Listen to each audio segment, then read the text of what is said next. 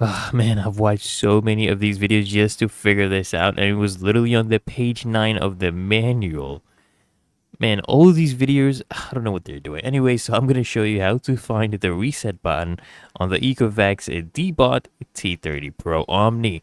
So, this is the diagram, right? So this is the top cover. You actually need to remove the top cover, not press on any of these buttons right here.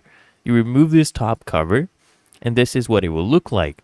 What you need to do to reset this is to press and hold the reset button for 5 seconds. Now you're probably wondering, what is the reset button here?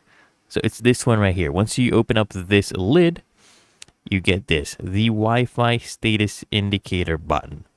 Okay, you want to press and hold this button for 5 seconds until you hear the voice prompt, and then the start music will be played and the robot will be restored to its default settings. Okay, and it was really that easy and simple. So if you found this helpful, make sure you smash that like button and subscribe to find your solution.